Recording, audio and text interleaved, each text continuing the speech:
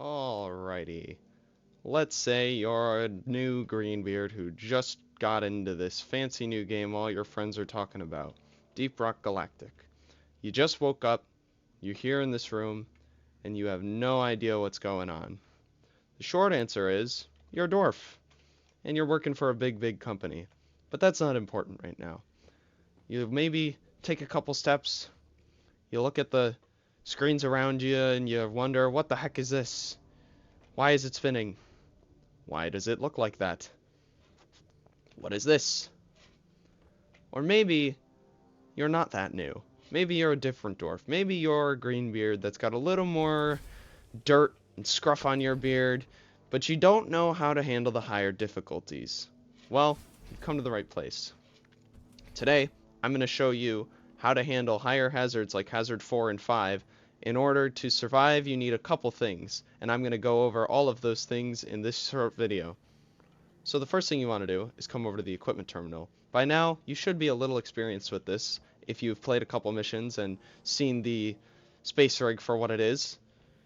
The important thing about any Hazard 4 mission is what you bring in that mission.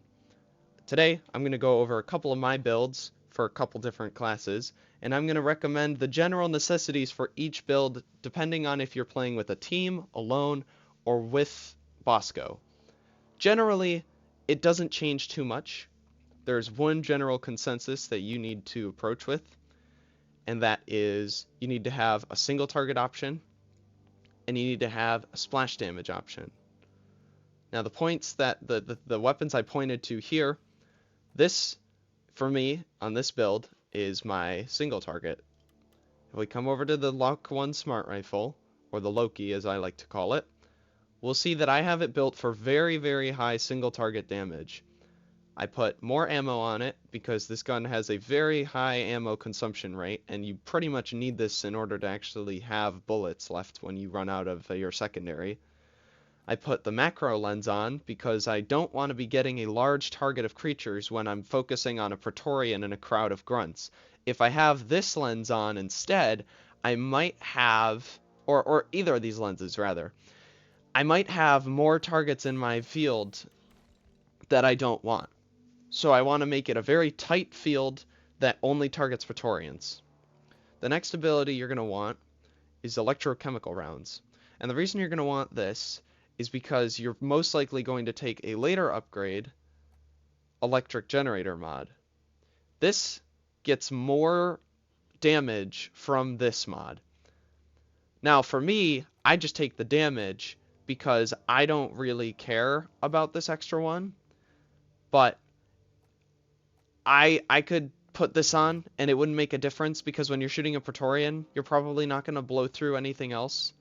But with this, I have a chance for maybe I have a scout on my team who's going to throw an IFG or the new shock boomerang, and if it hits the target that I'm shooting at, then I'm going to get bonus damage. So I leave it on because I often play public or with a friend who's playing scout. The next thing you want to take is shutter speed sensor. This will help you eliminate those Praetorians or any high priority targets faster with more efficiency, and that's important because when you take this, you're pretty much as effective as any scout at taking any sort of high priority single target out. So Praetorians, oppressors, even little things like acid and web spitters, you want to be able to take them out quickly and effectively. And you also want this because you don't want this. You don't need more targets. You want to get to the maximum amount of targets fast and reliably, especially when you take Executioner or Unstable Overclock. This one overclock is critical to the build because you need to have significant weak point damage increase when all locks are engaged. You need that. In order for this weapon to thrive and deal damage, it is essential to have Executioner for single target mass destruction. Other than that, that is pretty much what this weapon's used for. You're going to use this to kill your Praetorians. You're going to use this to kill your oppressors, your Mactera. But if you're going to go for Mactera, you want to kill them one at a time. So next we're going to move on to the splash damage part of this build. Now you might be thinking, Shard Diffractor, that's a laser. That's very pinpoint accurate. And yes, you're not wrong. That's very true. However, with the one overclock that is Plascrete Catalyst, that changes the weapon entirely. You can make this weapon go from a single target machine into a splash damage grunt horde murdering machine. So, simple enough. You don't need either of these because the area damage from the Plascrete platforms isn't affected by this or this, so you don't need these. You could bring this if you wanted to, but then you lose 100 ammo, and that's kind of rough. What this will pretty much do for you is when you're shooting the platforms, you'll deal more damage to the things around that platform before it explodes. And that's not horrible, but the extra ammo definitely comes in handy. Now for here, this also pretty much doesn't matter for this build. I just take this because it gives more of an effect radius to when I'm shooting the platform, similar to when I have this. For this, I think this is purely up to preference. You can take either of them, but for this build, I think the faster recharge rate is better because you're most likely going to be shooting a platform, exploding it, and then switching to your other weapon or stopping your laser entirely. Because you're not going to shoot, you're not going to shoot a consistent beam straight onto the enemies. You're going to blow up the platform, and then you're going to probably switch to something else. Now these two, it also really doesn't matter because, again, you're not directly shooting the target with this weapon. You could take high intensity heating, or you could take armor breaking. It really doesn't matter. I take heat because then I can heat something up if my friend has a weapon that gets bonus fire damage and they need something to light up quick. I'll shoot it. For your last tree, again, it doesn't really matter. The only thing that is important here is the overclock and the ammo. This is a very simple shard diffractor build to give it more splash damage. You could take Dazzler module.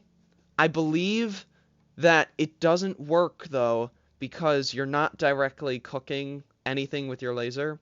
I take Biomass Converter, but again, I don't think it directly gives ammo back because it's not hitting an enemy.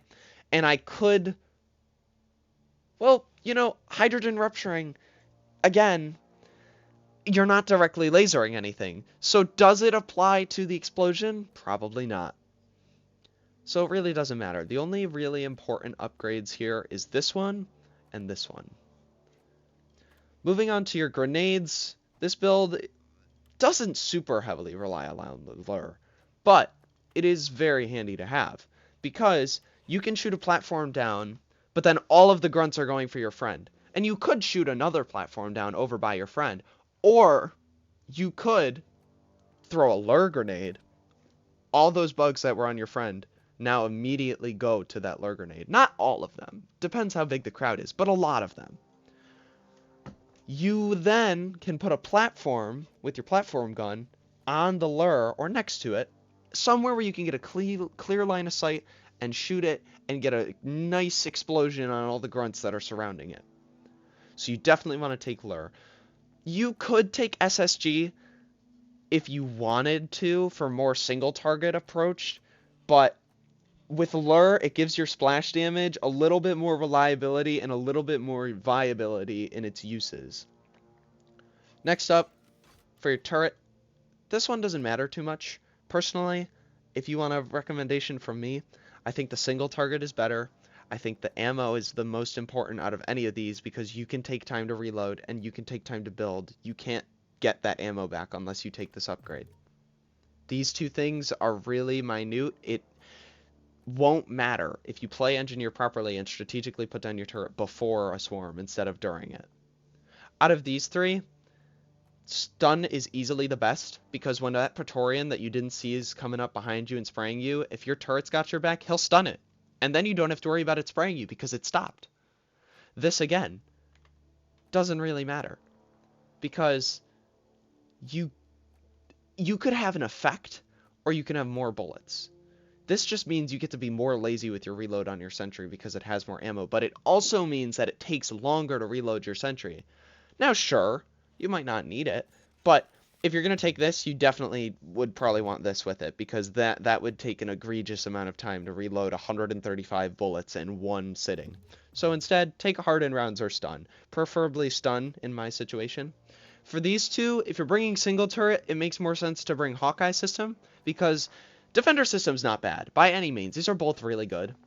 But it is a more reliable grabber killer, menace killer, whatever you need done.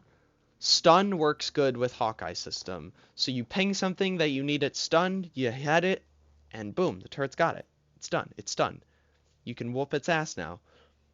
Defender system isn't bad for single turret, but it definitely works better with Gemini system instead. Not a bad combo to bring Gemini system and Defender system. They're both good. Nothing's bad here. Don't get the idea that one thing's better than the other. They both have their reasons to use them. So next we're going to look at the pickaxe. This doesn't really matter too much for most of your high hazard builds. For me, I like to use the better weight balance. Give me faster charge speed, because you know what this means? It allows me to pickaxe a single grunt and get health quicker. Maybe that Praetorian is coming at you and you need your pickaxe to be ready whenever. You take this. Now granted, higher hazards, especially hazard 5 when you play that, Serrated Edge is also a good choice, because with this you can kill slashers. Maybe not guards, but slashers will also die to your power attack now. But you gotta remember, that takes 30 seconds to kill one slasher. So, the trade-off is there.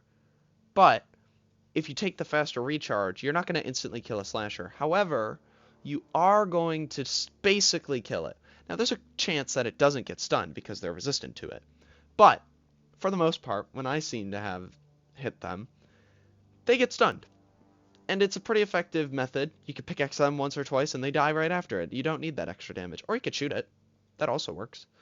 This isn't that important. You might be able to kill 2 grunts with a single hit, but no, don't take Shockwave. If you're trying to use your pickaxe as splash damage, you're in the wrong place. Not for Engineer anyways. Maybe you would take that with Driller and Cryo, but you wouldn't take it here. So this is one build for Engineer that gives you reliable single target, reliable splash damage, reliable, even more so reliable splash damage here. Armor really doesn't matter. I think armor's up for preference for everybody. This is what I use. Extra carrying, extra health. Obviously, you're going to take the special upgrade and extra revive time. Depends. You could take either of these. Doesn't matter. I'm going to show you a build now where the opposite is true. Now, I made the Loki do splash damage, and I made the Deep Core rocket launcher into a single target machine. Now, you've probably heard that the rocket launcher, grenade launcher mix, whatever you want to call it, you've probably heard of hyperpropellant. If you've been on the Deep Rock Galactic Discord or Reddit or anywhere online, you've probably seen somewhere that hyperpropellant is crazy. It's usually hyperpropellant and Fatboy that go hand in hand with each other. But this build, very simple. You want to play around the explosive chemical rounds here for your grunts. Simple is, you just take this, and you just take this. You only need 3 locks. You get 3 locks here. You get 3 locks here to electrocute a target. And it's simple. You get extra lightning damage. Or no, you get extra damage because the target gets electrocuted. The explosion from this gets extra damage. It's amazing at clearing grunts. It's very good at clearing grunts. You may notice here that I took the damage upgrade instead of ammo. And that's because this weapon is so good at clearing grunts, you really don't need the extra ammo. You could take it. I've taken it before. Either are interchangeable. But just know that extra ammo is just going to go back into killing that same grunt you've already hit with one of your explosions. The main trick with this build is to get 3 locks on a grunt and keep doing that over and over and over again. Even on a Praetorian, which you shouldn't be shooting because this is your splash damage weapon. But you want to play around with 3 locks on a grunt, explode, repeat. And all of the grunts get feared, all of them lose a bunch of health, and that second time you lock onto them, they'll all explode, and it'll be a really satisfying kill when they all go in the air with their bodies and everything. So it's very fun and effective. I like making this gun not single target because when the devs made it, it was clearly designed for maybe some single target. There are some other cases like Nero Lasso, but we don't talk about Nero Lasso because. So moving on, moving on from that, your single target, it's hyperpropellant. Hyperpropellant is by far the best way for Engineer to deal single target damage instantly. You take damage, you take stun, or you could take homebrew powder if you're crazy and you want more damage, but the damage is already reliable. Why would you want to reduce your chances of one-shotting that Praetorian you just shot, right? You don't take this. It's not made for splash damage. Either of these is applicable. Personally, I go with Incendiary Compound to help with robots. When you see them, you never know. You never know when you're going to see that Nemesis in the mission that didn't have a warning for them. These upgrades all play around your splash damage, so you're just going to take ammo here. Ammo, ammo, ammo. Super important. This thing gets 12 shots. That's 12 Praetorians. That's 6 oppressors. You know, you don't need to take the high velocity because the velocity... Oh, this isn't velocity. I mean, this is velocity based, but it isn't like projectile speed when you're just shooting it. It's based on your moving, so this isn't important either. But like, look at your velocity. You don't need it. 630% velocity. You don't need it. Now, fire does remove your armor breaking, and it does reduce your direct damage. But if you're shooting the armor on something with this, it's gonna die anyways, and you don't need this. So you take fire. If you want the damage, fine, take armor upgrade. But I take fire for the robots. Don't take proximity trigger. You don't want a rocket to blow up in your face. There are many consequences. Now, because your single target is a little more lacking in this build, it's good to bring SSGs, the new grenade that just launched with Season 2. Or, Season 3. My apologies. SSGs are great for a couple reasons. You want to take them for Praetorians or Oppressors. Mostly. Grunts, sure, you could. But your primary's got that under control for the most part. You're probably going to run out of ammo with your deep core. So SSGs are a new, great replacement for when you do run out of ammo. Or maybe you don't want to shoot a rocket because you don't have a good shot and a Praetorian's coming right at you. Sure, you could shoot it in the mouth, but maybe you're unpredictable. Maybe you're not so reliable with your shot, to say the least. So you bring SSGs. You throw it at him, they'll take him out for the most part. Give him a couple love taps with your smart rifle, and he'll go down. For your pickaxe, again, doesn't really matter. I just bring this across all my characters because I think it's the best. So that's enough about Engineer. I'm going to move on to the next class, Gunner. All 1, 2, 3, 4, 5, 6 of these classes has equal balance of single target and multi-target, except for my Dreadnought builds. When you're fighting a Dreadnought, you bring single target, but in any other situation, when you're playing on Hazard 4 or 5, you want to bring one weapon that can deal with crowds and one weapon that can deal with single target. Because more often than not, and the reason I say this is because you are going to find yourself in a situation as a scout when you are miles away from your gunner player or miles away from your driller player and you have no splash damage. There's a horde of grunts coming at you and you're screwed. So you need a way to take care of them. Or you're a gunner in this situation. You take all horde control. What about that Mactera that just flew at you? You need something to kill it because maybe your scout is unreliable and far away, so you don't have a way to kill him. So this is the highest variety of bug murdering. Put that into a compressed format, if you will. But this is the best way to manage your multitasking. Yes, Scout will be better at single target, and yes, Driller and Gunner will be better at horde clearing, but it is good to have variety in your build so that you can handle any situation. So Gunner, which one will we look at? Here's a perfect example. This is the most straightforward Gunner example I can give you. Starting with the heavy autocannon, Carpet Bomber is easily his best autocannon splash damage build. It's literally in the icon. Everything else isn't made for it. Now, some would argue Neurotoxin Payload is. For ammo, yes. Yes. These are both good. I prefer Carpet Bomber because I prefer the instantaneous results I get from it. I don't personally like waiting for poison to tick on my enemies and kill them, because that enemy might get to me and bite me, and I don't want to see that happen. So the important stuff for this build, you don't want direct damage. You don't. You will take any of these. Any of these are good. I take Feedback Loop to give me the extra general damage. It's not single target, despite this image. Suppressive Fire you could bring. It's not bad. Damage resistance at full rate of fire. There will be times when you shoot this gun at your feet to hurt everything around you, so it's not entirely bad. Any of these are good. This is also another preference thing. Right here, you want area damage because this is your area damage gun. You want, or area range. You want area damage. You want, really any of these are okay. I personally like rate of fire growth speed because I hate how slow this gun shoots. The top rate of fire upgrade isn't bad either because then it lets you shoot even faster, but it takes you a while to get there. You don't really need tighter barrel alignment because you're already hitting such a huge splash, you're probably hitting your enemies no matter what. You don't need single target damage here. You don't need more bullets in the magazine. It already has 110. You don't need the extra 220 bullets. I mean, you could, but why would you want 220 bullets? You don't need that extra 110. You want the extra 220 bullets here. I may have misworded myself there, but you get the idea. So that's your primary.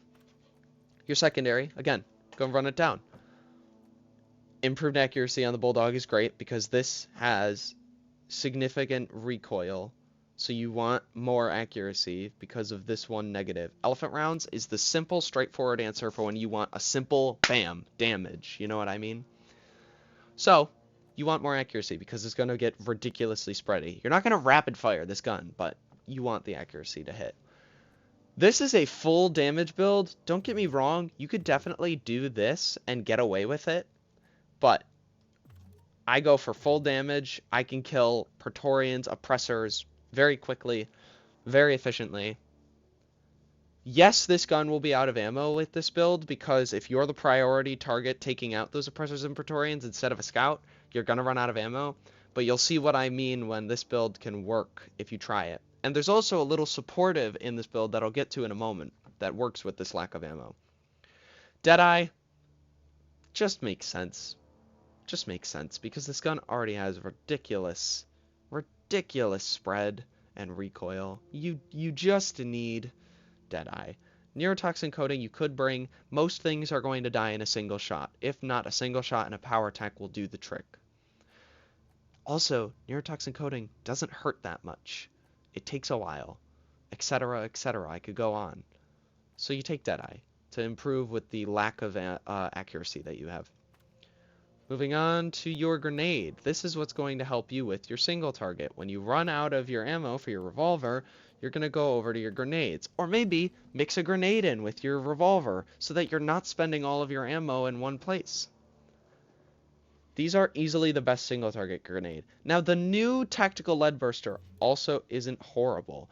You just have to place it right underneath an oppressor or Praetorian so that they get all the bullets from it. But if you want a more reliable option, as long as you have a good throwing arm, you take sticky grenade, slap it on their butt, and they go boom.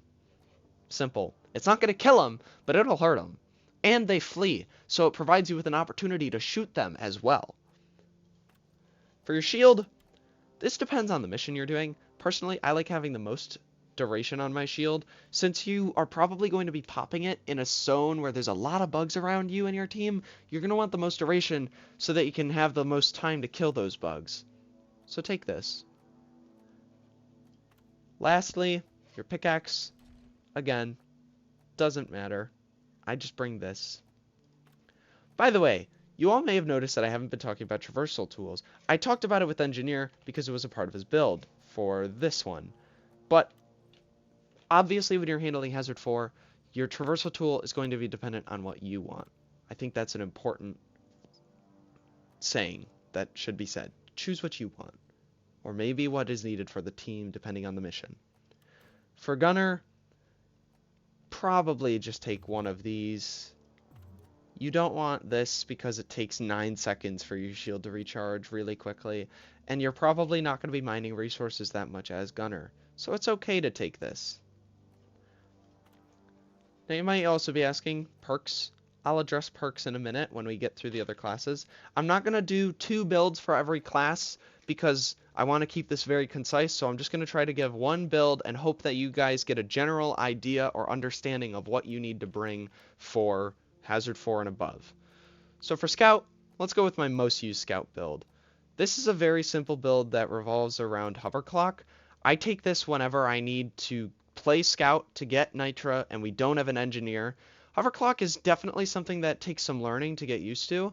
And if you want, I can make a covering video on how to master the Hoverclock and how to never need another engineer to give you a platform again so you can become an independent Scout player. However, I'm just going to run down the basics.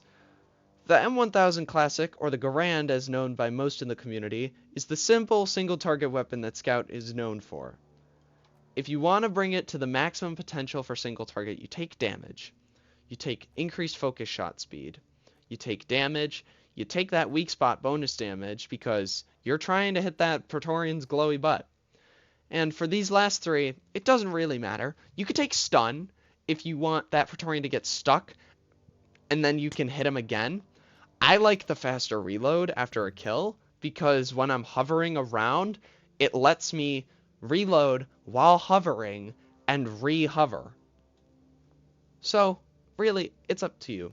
I'm going to throw this on because I want to try it with this build. I remember saying I wanted to try it. Another amazing thing about Hoverclock, ladies and gentlemen, is that it has no downsides. It's just helping you get around as Scout. It's an extra mobility tool.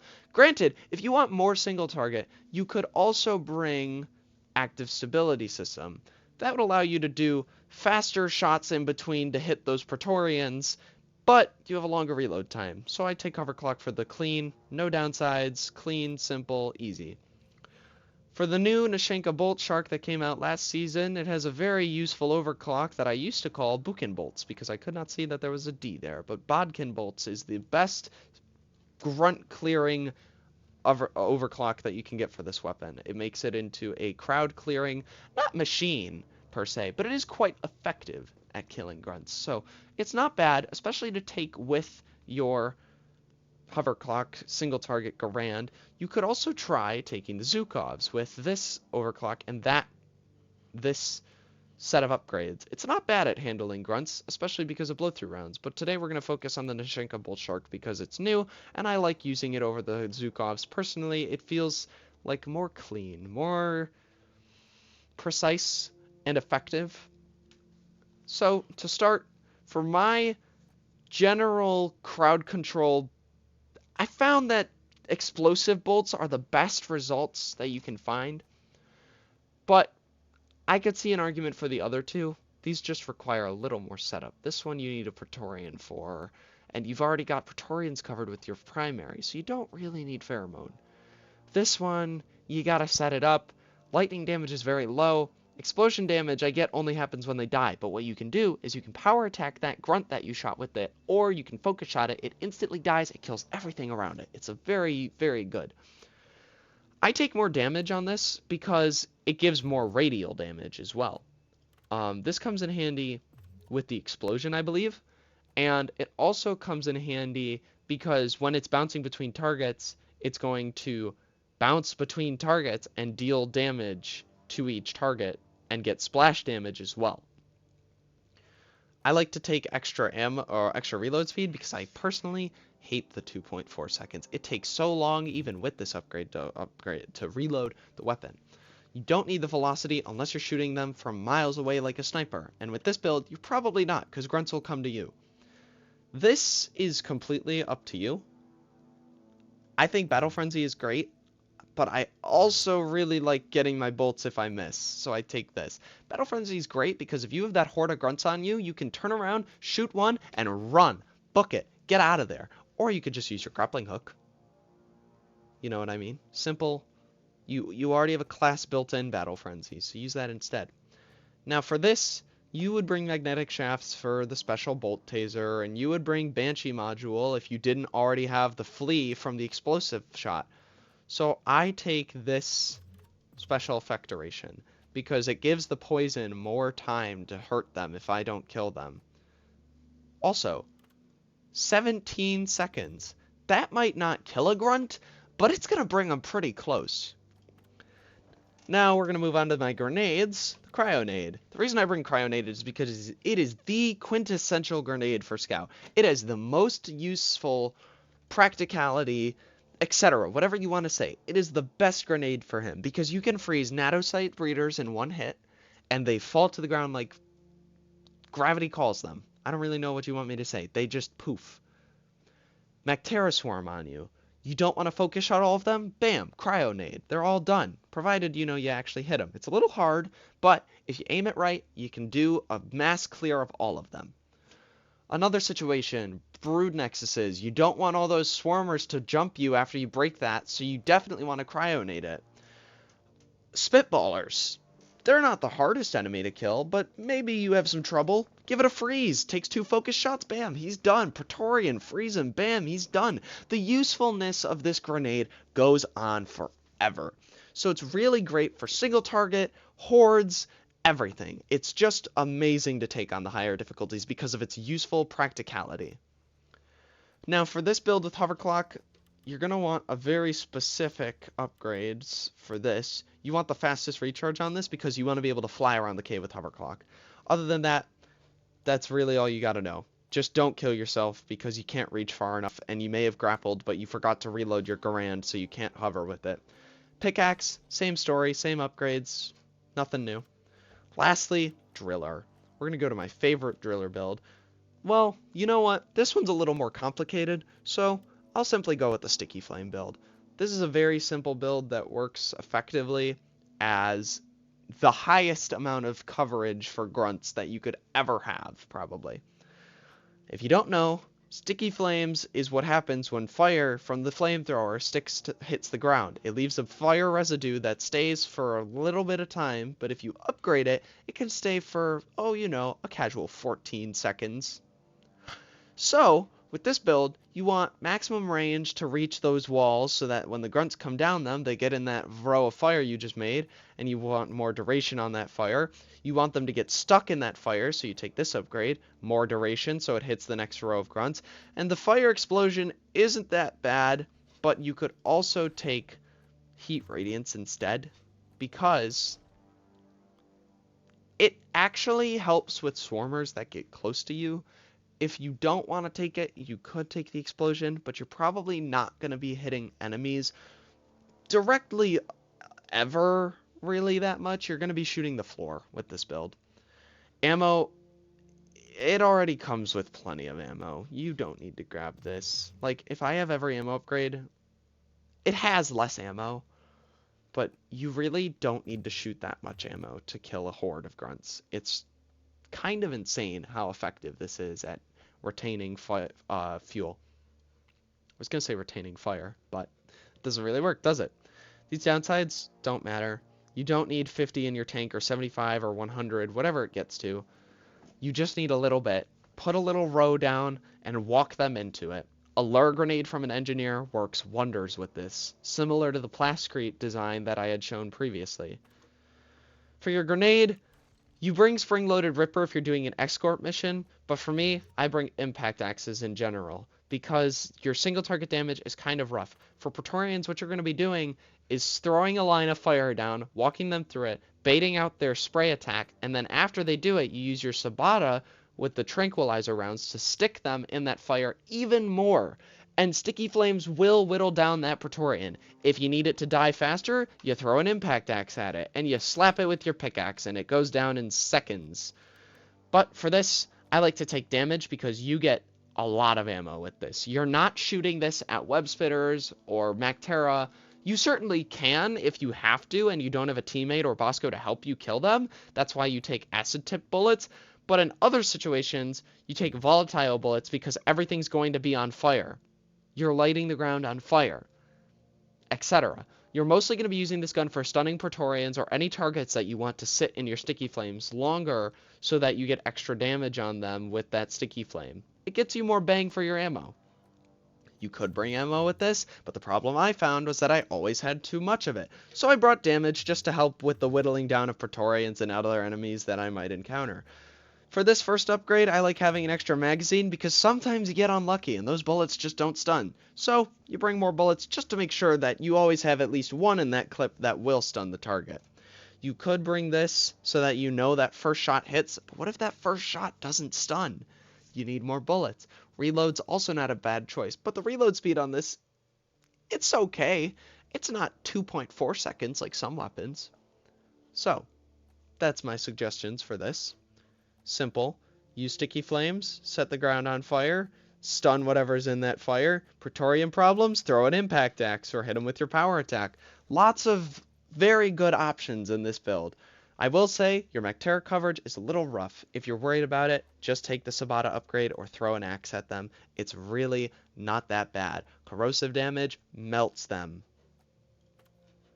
Satchel charges really don't matter. Drills also really don't matter. Armor, same thing as everyone else I use. Pickaxe, same thing as everyone else I use. These won't matter. If you want more crowd control coverage, you take the damage upgrades on this and you're crazy and you bring volatile compound. Yes, there it is. And stun. But you probably won't need it. So you can use those to dig out bunkers because this build will be bunkering. And if you don't know what bunkering is, I will make a video on it if it is necessary. And I will try to cover all of the effective strategies of it and how you can be a perfect bunker. With all of the classes out of the way, I've covered several different situations where you can use your classes to cover various implications of enemies. Maybe you have a lot of grunts. Maybe you don't. Either way, with these builds, you're covered. If you need more build ideas for you, go to carl.gg and it has fresh builds every day that's updated. I actually got this scout build from carl.gg. I never thought about trying it until I looked it up one day. So maybe you'll find something that works for you better than the descriptions that I gave you. So head over there, find some free stuff. If you need more help, go to the Deep Rock Galactic subreddit. There's a lot of people there. But before we close, I would like to cover perks. Perks are important because they help define your class. You may notice across all 4 classes I have the same 2 active perks. Iron Will, Field Medic. This is just the absolute tryhard build. For if you want to make sure you survive and don't fail. I suggest taking Iron Will if you're going on Hazard 4 and you're new to it, because it gives you an extra time to get up with your team. Make sure you save it to res your teammates when everyone's dead, or if it's in a really tight situation and they really need that splash damage you can provide as somebody, get up, get health with Vampire or Resupplier, and it will save the team, I'm sure. That's why you take Resupplier or Vampire, because they're both really good ways to get health when you call Iron Will is needed. When the call for Iron Will is needed, get health. That is your biggest priority. For your secondary one, you could bring anything. I bring Field Medic because I want to make sure I can get my friends up faster. Personally, I don't like the time it takes for you to res somebody, so I take it. But you could also take something like Berserker, so you could get more vampire health when you're power attacking bugs when you get up. You could take Shield Link. You could take Dash. Dash is an amazing skill for you to have because it helps you get out of practically any situation. Maybe you're Scout, so you need Hover Boots. That's okay if you need Hover Boots to learn. Eventually, though, you should probably try to get off of them. See You in Hell is also great on Hazard 4 or 5. There's going to be tons of bugs, and if they're on your corpse, no one's going to want to come get you. If you want to get up fast, use See You in Hell. And hopefully somebody will notice and be like, shit, I can res that person. They just See You in Hell. Everything's dead or fleeing, so they'll come get you. Lots of good choices there. Other than that, my name is Logan. Those are my build ideas and recommendations for higher hazards. And if you want to ask questions in the comments, go straight ahead. I will make more Deep Rock Galactic videos in the future to help you with mastering this game and understanding every intricacy it has. Thank you for watching, and I'll see you in the next one.